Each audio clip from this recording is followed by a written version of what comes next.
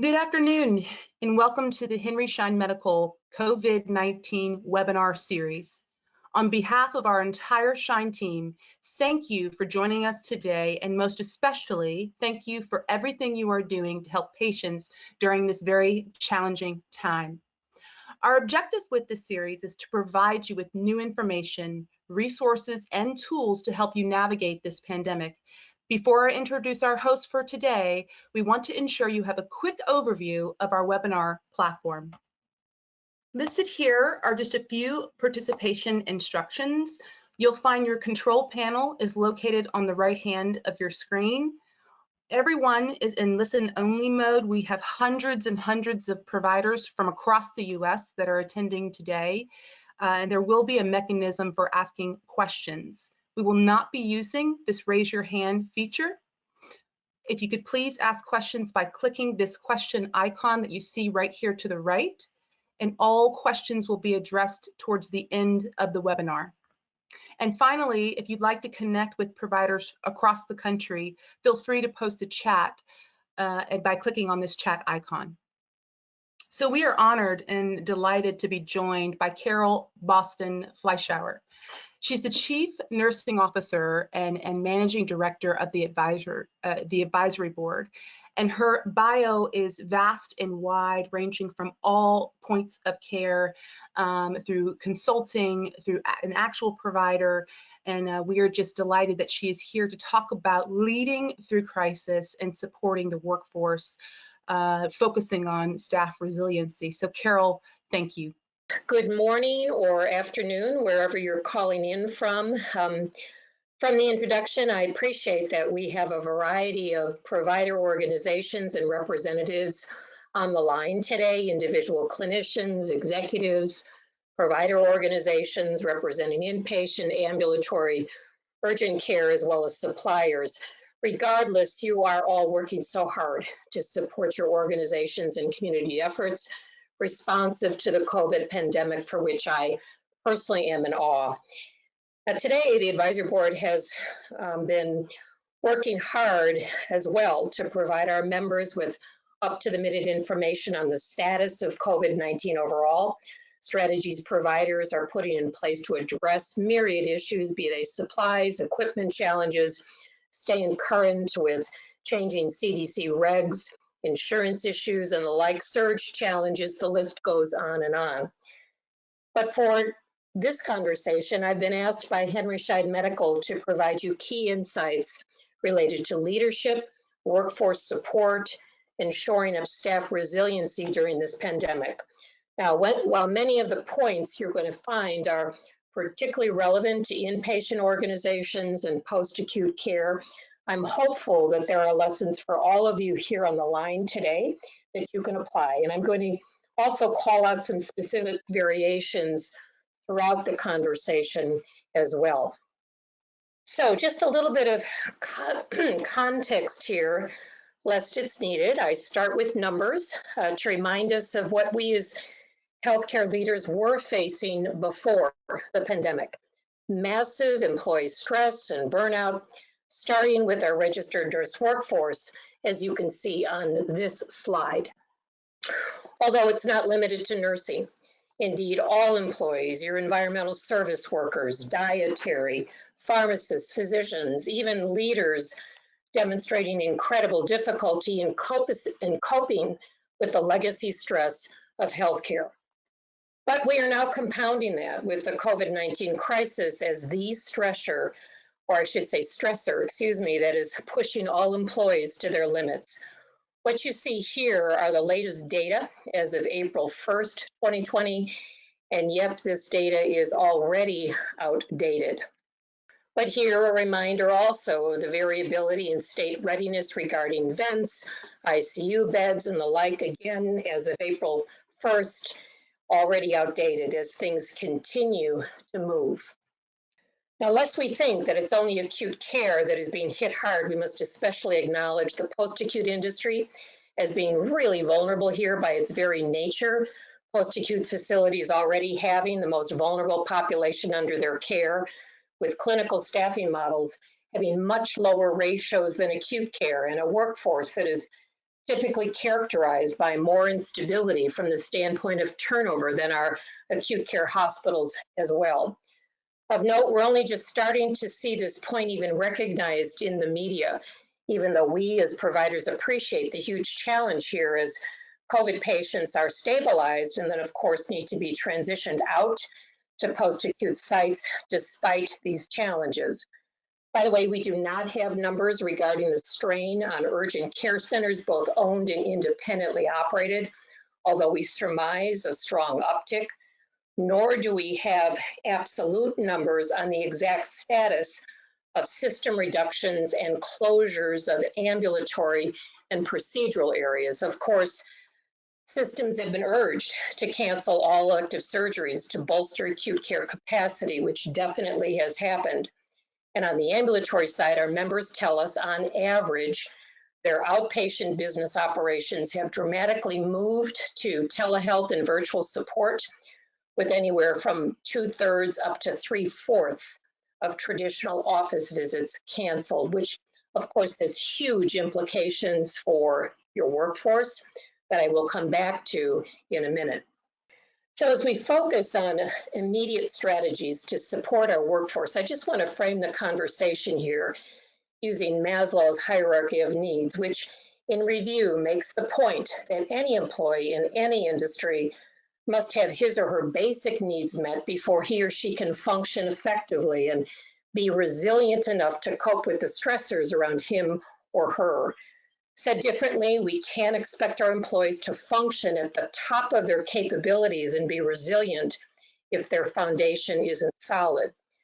Applied to the COVID environment that we're now in, this means that our employees' basic safety needs must be shored up in order for us to rely on strong employee performance from the standpoint of the incredible responsibilities that we're asking them to assume right now under extraordinary circumstances.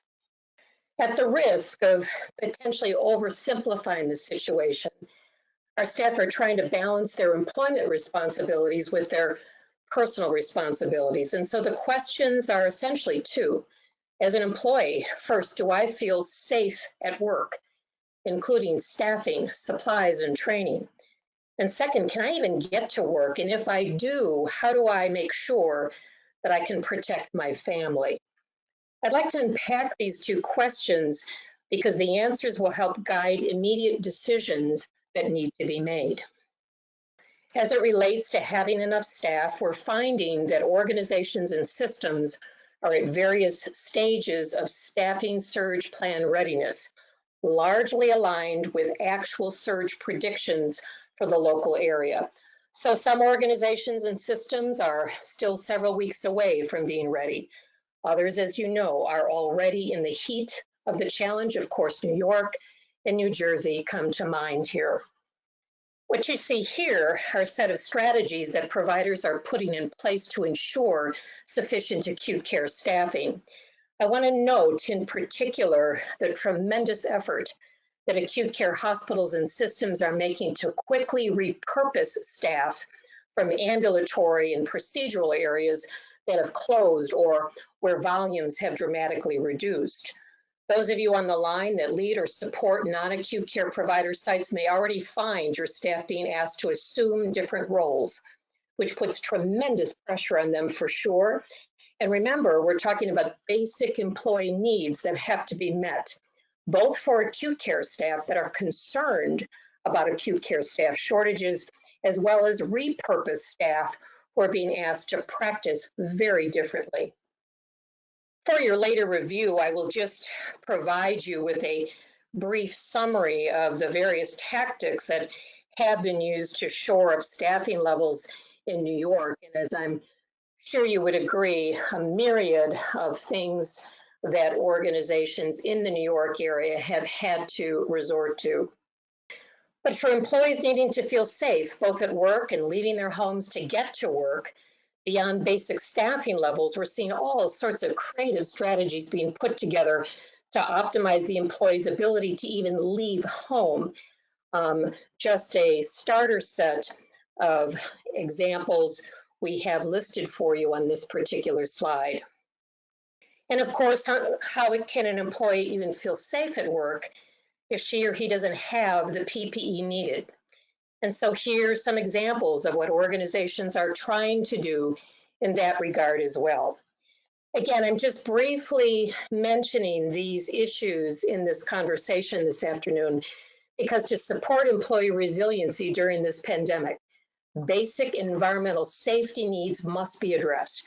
And given the challenges we face here, you can appreciate how this is aggravating an already stressful practice environment. My point here is this: pre-COVID-19, we already had a workforce that was highly stressed, but we now have a workforce that is facing an increased number of basic safety concerns that are rocking their foundation. And so as leaders, how do we support our workforce at this moment? In this conversation, I'd like to focus on two different but interdependent strategies, specifically crisis leadership and strategies to manage staff anxiety, fear, and resiliency. If you could move ahead to the next slide, please, I'd appreciate it. I just want to start with a few comments about leadership. Let's face it, this crisis has hit us without a timeline, and we as leaders will be tested perhaps in ways never before imaginable. The strength of leadership is rarely in question during smooth sailing, but amidst the storm that we're in, what we do and how we do it will work to either exacerbate or control the level of fear and anxiety our employees understandably are feeling. So at its core, this is really crisis leadership. And while these leadership behaviors may appear pretty straightforward for you, we've pulled these from our research for you to both personally reflect on, as well as your entire executive team, fundamentally from the standpoint of how you're demonstrating the behaviors that are called for in times of crisis. Let me just quickly highlight these and make a few comments. This notion of caring for yourself as you care for others. Some of you might be surprised to see this, given that this web conference is focusing on employees. But the truth of the matter is your employees are looking to you for leadership. So your ability to lead is directly related to your personal strength, your personal resilience, as well as the collective resilience of your leadership team. So all leaders are really fundamentally called upon to take care of themselves physically as well as emotionally. For example, do you as teams spend 10 to 15 minutes together every shift, connecting, checking in, making sure if there are issues impacting an individual leader, the issue is acknowledged and somehow addressed? Or likewise, as individuals, do you periodically take 5, maybe 10 minutes to quietly reflect on what you have successfully accomplished over the past 8 hours versus only focus on the next COVID problem to solve in the next 4? This notion of being sensitive to the emotional needs and fears of those around you and projecting compassion, of course, that's logical. But the question that you need to answer is, how are you conveying your understanding of staff's emotions and fears in a very deliberate way? Emails are not enough here. Projecting a positive, a compassionate attitude to employee concerns can also neutralize chaos and allow the leader to course correct through any negativity. Remember, employees are feeding off of leaders' attitudes during times of stress and uncertainty. Listening is so important. As fluid as the COVID situation is for us, both nationally as well as locally, presume the concerns, the attitudes, and the fears of your employees are fluid as well. So what mechanisms do you have in place to routinely check in with employees throughout your organization, and equally important, to respond? Which is why being honest and avoiding blind optimism is also critical. As things change daily, if not shift to shift, when your organization is at the height of your surge, being transparent and honest with realistic and concrete options to identify challenges is key. Overstating or understating the situation at the moment will do nothing to quash staff anxiety and fear. Your staff need to know the facts, as brutal as they may be, but clear as to what steps you as leaders are taking to address the moment. So finding that balance is critical. Of course, it's Important also to employ confident but nimble decision-making. During a crisis, leaders are called upon to make really tough decisions with staff looking to leaders for the next step for reassurance. Also, being nimble with course corrections as they're needed is a skill that's especially critical in a highly fluid crisis situation, and that goes hand in hand with decisiveness. This notion of being present goes without saying. If your leadership team is holed up in a conference room or incident command center for extended period of time, your absence will not help to quash the anxiety and the fear of your employees.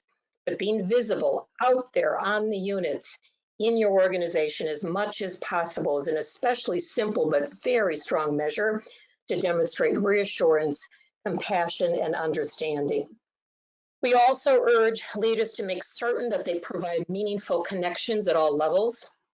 Let's face it, your staff are being inundated with warnings to socially or geographically isolate themselves as best as possible, all of which makes sense from the standpoint of controlling the spread of the virus.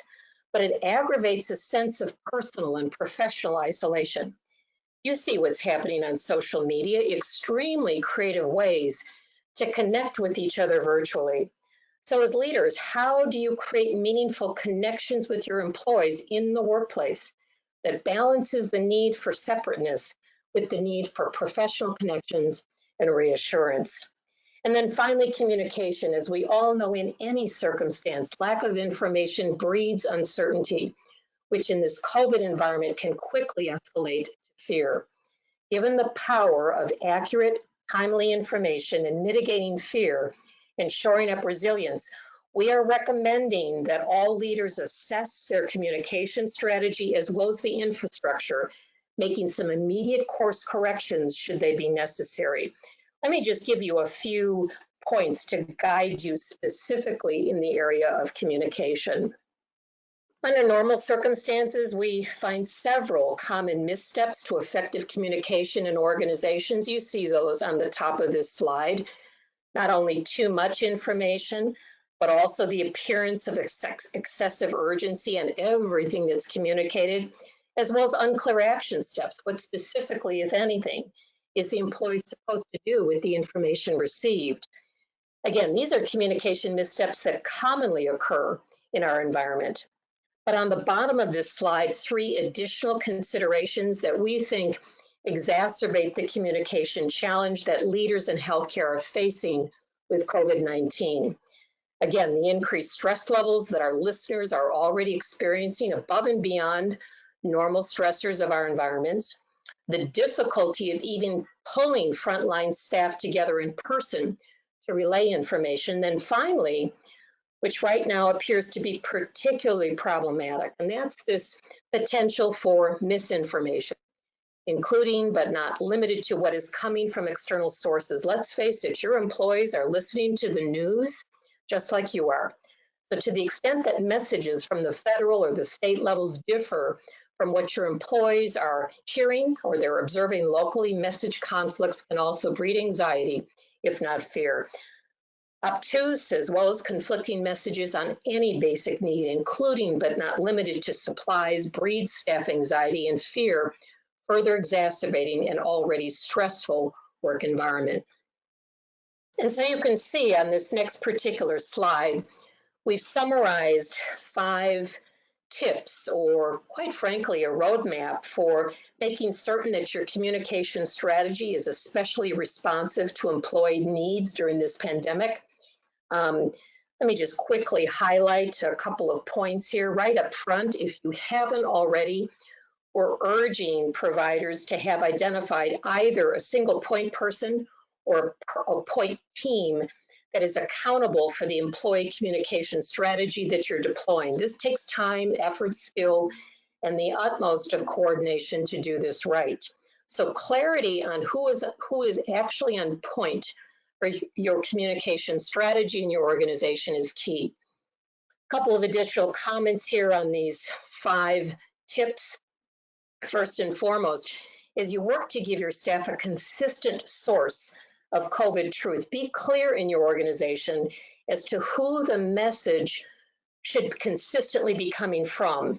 in what venue, be it email or text or what have you, as well as even what time of the day. Staff confidence in predictable information flow by the same source and at the same time can actually work to control stress levels regardless of the actual content of the message. Likewise, arrangements for frontline managers to be provided with talking point scripts to regularly reinforce the central messages must be provided. Of course, minimizing non-essential emails, logical again, and while this goes hand in hand with the assumption that you're suspending all non-essential projects and work, controlling the flood of emails to only that which is essential on a regular basis is called for. Some organizations are going one step further by even color coding the email header to visually cue the reader in terms of action versus information as well. How do you feel? How do you respond to rumors? Predict rumors will increase during this period of uncertainty. So as leaders, what venue can you create to regularly inventory the rumors that have surfaced, as well as timely and accurate responses? Some organizations are actually sending out a daily rumor email from the chief executive officer, clearly stating what the rumor is, what truth, if any, to the rumor exists, and what the facts behind the rumor are as well. Make yourself accessible no matter what the size of your organization or system is. It is unreasonable and not feasible to expect staff to routinely meet with you in person. So if you haven't already, this is the time to ramp up your virtual communication strategy with your employees, including regular updates and opportunities for staff to ask questions and express concern. Again, predictability from the standpoint of time and spokesman is key here. From system offices to sites, from sites to units or clinics. Again, the power of open virtual office hours, ideally held the same time every day, should be considered as well. And then finally, this notion of sharing your gratitude personally and often, as much as you're pressured to ensure that your staff have got accurate information and ample opportunities to ask questions. Don't underestimate the power of expressing gratitude and thanks as part of each communication as well. Things as basic as a shout out at the start or the end of any update can go a long way. Remember, staff traditionally are motivated by purposeful recognition. Obviously, you don't have time to host special events and award ceremonies during this crisis. So in the moment celebration for highly stressed staff will go far to shore up their resilience. A few more strategies or ideas to complement the leadership communications strategy that I just reviewed. Looping back to leaders expressing gratitude and celebrating staff accomplishments. For you to be successful here, you need to have some sort of mechanism in place for the timely collection of staff actions. Be clear with staff at all levels as to where moments of appreciation can be quickly and easily inventoried. Even a special inbox set up online in order for you as the leader to have ready access and in fact share both informally as well as formally. Second, I mentioned before, limiting emails to the priority at hand is important. So it goes without saying that you've clearly identified to your managers and your staff anything that could and should be suspended until further notice from a project standpoint. At the organizational level, this is hard to do, but again, staff and frontline leaders are looking to guidance here as to what projects or initiatives are officially suspended, what's essential and what's non-essential. And then finally, shoring up the resiliency and the emotional strength of your frontline managers is key. We know in the best of times, the strength, the presence of your frontline managers with their staff can make or break the health of the entire care team. So as you build opportunities to connect with staff, be sure that efficient but meaningful opportunities to connect, support, listen to, guide, even counsel your frontline leaders are built into your leaders' daily workflow as well. Presume these folks need your additional support as you look to them to provide additional support to their employees. So to support your workforce, prioritizing strategies to actualize crisis leadership skills is essential. I would encourage you to review the 8 leadership behaviors we just identified, literally inventory, whether you have a solid tactic to implement each. I've given you several examples to consider here. Now, the second set of workforce strategies to think about relate to further mitigating employee anxiety and fear. Remembering Maslow's hierarchy of needs and this notion of shoring up employees' basic needs in order to ensure the foundation remains solid during a crisis.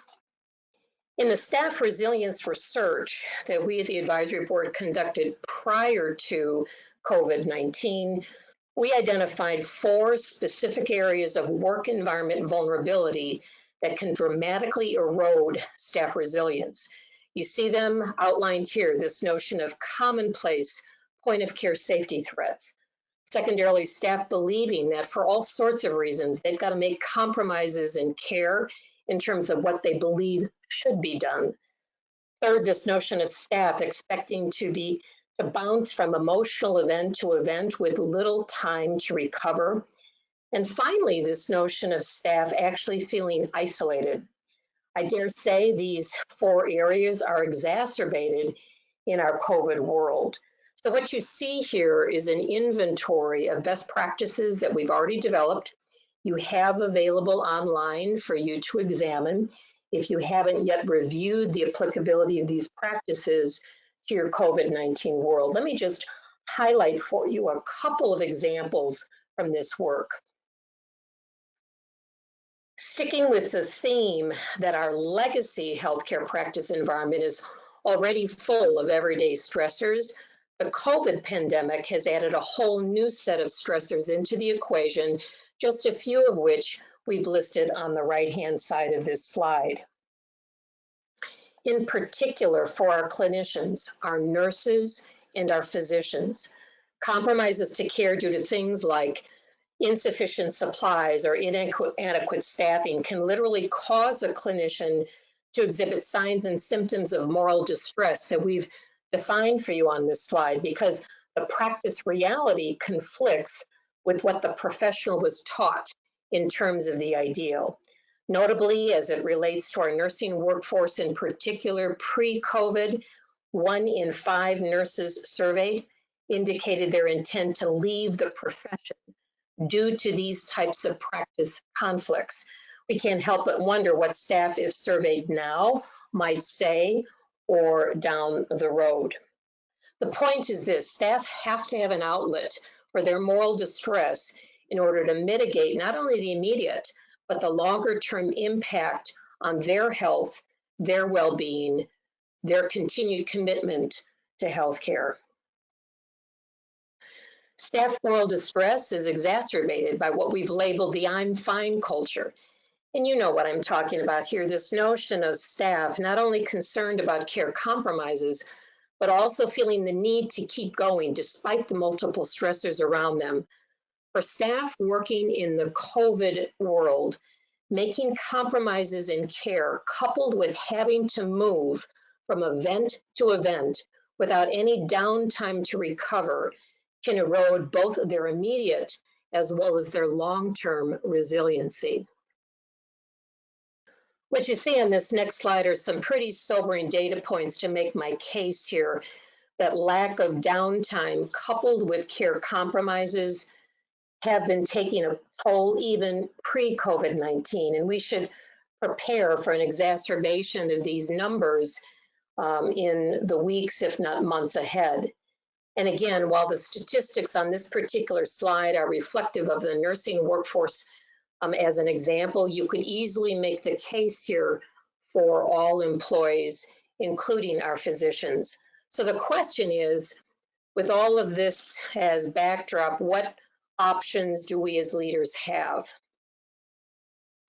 I would submit that right answer is not relying more heavily on your EAP program. We have found that for a variety of reasons, staff, even if they're aware of EAP resources that exist, will more often than not seek to use EAP Pretty sobering data point that you see in this particular slide, but here's the thing. EAP is typically organized with the expectation that the employee reaches out for help if she or he feels in moral distress, is making compromises, is having trouble coping, can't bounce back and so forth, which in many ways, when you think about it, is in conflict with the legacy of I'm just fine culture that clinicians typically emulate.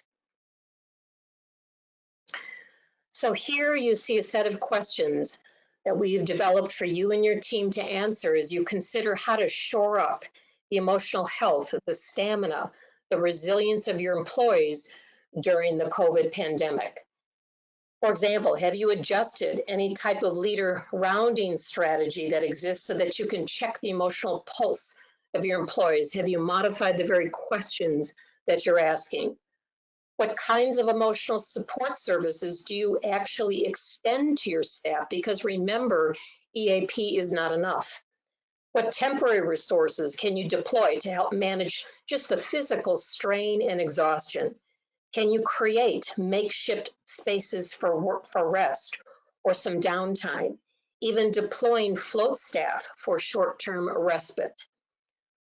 Now, interesting question here. Will you as an organization adjust your benefits or offer any type of financial support mechanisms for staff who are unable to work due to the virus? This is a question that, by the way, is coming up quite a bit.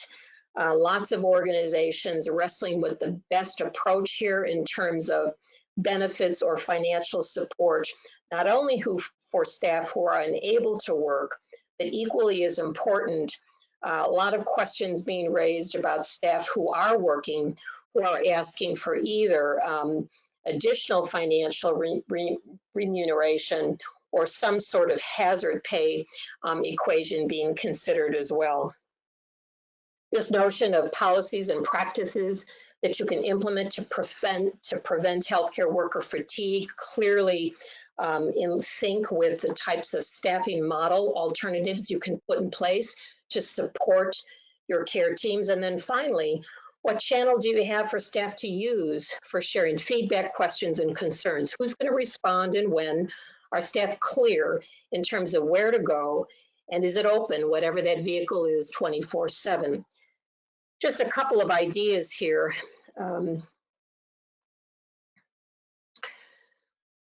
Leaders, especially during times of crises, must be sure that targeted, accessible, emotional support mechanisms are designed so that your employees have got to opt out instead of independently seeking help or opting in on their own when and if they so choose to do so. We're seeing provider organizations design all sorts of opt-out strategies for large-scale adverse and traumatic events, but we're also seeing organizations leverage all sorts of opt-out strategies to help staff decompress in the moment when faced with smaller scale but cumulative practice stressors that could push staff over the limit, exacerbated by those associated with COVID-19. For example, we share with you a couple of strategies from Advocate Children's Hospital in Oak Lawn, Illinois. They've developed a set of opt-out strategies for leaders and fellow employees to use when recovery from stressors is needed for employees. So for example, beyond leader rounding, regular scheduled rounds and visits by hospital chaplains, 2 units, 2 clinics to check in with staff regarding their concerns, regular scheduled moments of silence at the start of the day or the shift periodically throughout the day or the shift to allow staff to collect their thoughts. Code lavender strategies and carts stocked with basic comfort measures that staff are provided with, and even the creation of what Advocate calls their bounce back kits. Very interesting idea. These are pre-made kits stocked with basic comfort devices and available on all units for leaders or staff to give to their colleagues in the moment when a colleague is observed to be at the brink but not asking for emotional help. You can be creative here, and in many cases, the simpler the better. But these examples make basic staff recovery from excessive stress not something that the employee needs to independently seek out or schedule an EAP appointment for, but rather easily accessible and meaningful strategies that all staff, when attempting to cope, are being automatically provided with. This is the opt-out versus the opt-in mindset of emotional support. I mentioned that staff need venues that they can count on to both identify any issue that is causing them from their perspective to compromise care, create a personal sense of moral distress, as well as problem solve on a timely basis. What you have here is a summary of a structure used to not only address routine practice issues, but also the processing or stressors unique to COVID-19, any of which could cause the staff member to be morally distressed and believing he or she must compromise care. When venues are supported like this, staff know where to go to voice concerns, be heard, and to collectively problem solve to further shore up their resilience during this time of crisis. This particular example comes to us from Children's Medical Center of Dallas, who has created a structure for staff at any time to request a moral distress consult on any issue that they are facing in the moment. At which point, a facilitated discussion with the staff involved is supported to not only examine the issue, but again, help staff with solutions to deal with emotional distress, anxiety, and burnout.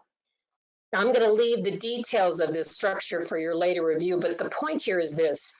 Beyond leader rounding, organizations are shoring up structures and facilitated processes for staff to work through a challenge with their peers, be provided with immediate counseling and tools and ideas to mitigate their fear, their anxiety, as well as connect with their peers who may in fact be experiencing the exact same thing. You could move ahead to the next slide. I do want to wind down my comments here. I'm sensitive to our time, and I want to make certain that we open this up for questions before we have to sign off. But as I do wind down, I'm reminded of key learnings that one of the clinical executives from Evergreen Health, that's the Seattle area hospital that had the first set of COVID-19 cases about 6 weeks ago. These are key learnings that she personally shared with me when I interviewed her to clarify their hospital, unlike any other, didn't have any advance warning. Their organization was hit literally like Pearl Harbor and had to quickly repurpose its entire organization over a 48-hour time period. So they're 6 weeks now into their pandemic. This leadership team is in an interesting position. They can reflect on everything that they've done, what they would have done differently, as well as guidance for others that are not yet at their apex. Overarching point of this conversation with Evergreen Health was this: anything that you can do now, do it now, including but not limited to the identification of an infrastructure to support your employees' basic health and well-being, including their stress levels. Let's face it, some employees will be asked to assume different responsibilities, like an OR tech from an ambulatory surgery center being asked to work in ICU, or an MA from a clinic, or a physician accustomed to non-urgent practice being asked to work in unfamiliar areas. Some employees will be technically shielded from caring for COVID patients, but they'll still be concerned about exposure. And yet many employees will be staffing COVID units or rule out units where their skills, their stamina will be tested unlike anything we've ever seen. For those organizations with some time, think not only about the style of leadership that will be needed and mechanisms to demonstrate those behaviors, but also very specific strategies to ensure staff's basic safety and emotional needs will be attended to as well. This is as much about having the right numbers of staff, sufficient supplies, and sufficient equipment as it is making sure your staff's resilience is absolutely attended to. And so with that, what I'd be curious about is what questions or comments any of you might have as you, we have had someone inventorying questions as they've come up, if any have. I also want to make certain that you can see on this particular slide several of our additional resources that are available to you above and beyond the very focused conversation that we had in this 40-minute conversation this afternoon. Questions or comments? Thank you, Carol. Our first question is around staff pay and innovation. The question is, I have seen this as a time to innovate and modernize, both because we have staff on pay with the need to have something to do, as well as because we must develop other models of revenue. We have administrators with historical aversion to change, even if the new system is more efficient or more profitable. How would you suggest we help people to be able to be flexible and pivot when they are struggling with their ability to function emotionally in a stressful time? Well, if I understand the question correctly, on the one hand, what we are hearing from leaders across the country is, by and large, willingness to pivot into very different roles with different types of responsibilities on a short-term basis in order to continue to, quite frankly, stay on the payroll, right? We have heard from some organizations with pretty aggressive collective bargaining unit contracts in place, there being some resistance to either the repurposing or the repositioning of individuals with legacy jobs into areas that are of higher need. The challenge that we're hearing leaders express is twofold. First, how do I keep these folks emotionally strong during the surge, which is in part, one of the key objectives of this conversation that we just had. But equally as important down the road, is there any sort of recognition and reward that I need to provide to these employees for stepping up, right? Taking on responsibilities historically out of their comfort zone and hanging in there despite how stressful the experience has been. Honestly, we have no organization in the country yet that's got that level of luxury to take a look at now what in terms of how to recognize and reward employees. Organizations on the West Coast, particularly the Pacific Northwest, who are 6-7 weeks into this, are just at a point of managing their new normal, but haven't transitioned yet into supporting what that new normal is going to be. Thank you, Carol. Our next question is, can you provide some specifics around the things that are included in the bounce back kits or the lavender cards to give our attendees a tangible idea of what those can entail and how they can implement them themselves? Sure. 2 points in that. So two comments. First, as an example in terms of what these bounce back kits are, they're literally cardboard boxes, right, that have things like scented candles, reflection poems, perhaps some sort of nourishment, and a pass, if you will, for the individual to leave the unit for a period of time in order to have some quiet time to decompress.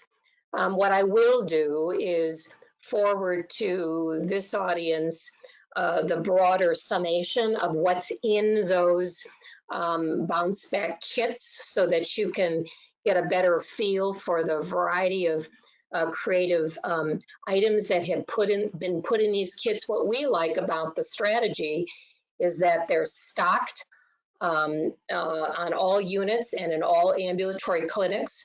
And anytime an employee or a leader sees that one of their colleagues is having a moment, right, where she or he needs a little bit of support, the leader or the employee is encouraged to go get a box, give the box to the employee as the trigger, the visual cue that their stress is visible, it's palpable, and the employee needs to take some time for his or herself in order to collect themselves. It's an extraordinarily interesting, very creative, but simple, quite frankly, idea.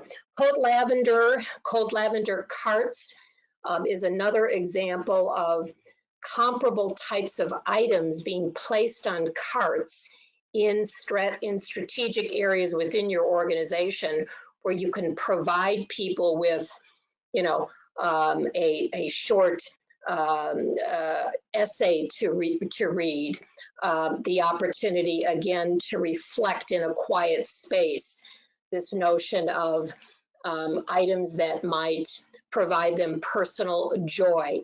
There's Code Lavender carts, and there's also this notion of calling a Code Lavender moment for the entire unit. If the entire unit needs to be pulled for 5 or 10 minutes just to recollect their thinking. Thank you. This will be our last question. I'm actually going to combine two questions we have from attendees. The first half is, do you have any thoughts on how to create, space or time for the frontline staff to do just a check-in without actually having any problem solving or any true prioritization needing to be done in that time? And the second half is, at what frequency should you be checking in with your staff in this manner? Well, depending upon it's a the work day, in terms of whether or not we're talking a shift or the time period where an office or a clinic is open, may in part dictate not only when during the course of the work experience these check-ins occur, as well as how often. On the inpatient side, we are seeing huddles, happen at least at the start of every shift. And quite frankly, we are seeing leaders insist on check-in huddles during 12-hour shifts to occur at least every 4 hours, just to make certain that if there's anything that had not been predicted at the start of a shift became apparent, that there's the opportunity for the staff to reconnect, to obviously problem solve, but also have the opportunity to share a moment with each other as well. Remember, I mentioned this notion of social isolation being a problem for our staff. It erodes their resilience. If these folks don't have the opportunity to come together at all during the course of a shift or the course of a day, they are missing an opportunity to share emotions with each other. And so how do you as leaders structure those times to occur that is complementary to the workflow of the unit or the clinic, but still is provided in a meaningful way so that staff understand the purpose of these things? We are finding some organizations need to provide some guidance to staff as they initially are asked to huddle with each other because they're not used to huddling that often. But our counsel here is at least 3 times a shift on these 12-hour shift time periods that we've got, and certainly twice a day at a minimum in clinics or in ambulatory settings as well. Thank you so much, Carol, for that information and for the great questions. It was a wealth of resource, and just want to make sure that all of our attendees know that this is recorded. So we will ensure that you have not only this information that you've seen here, the slides, the studies, the references, but also the actual recorded webinar.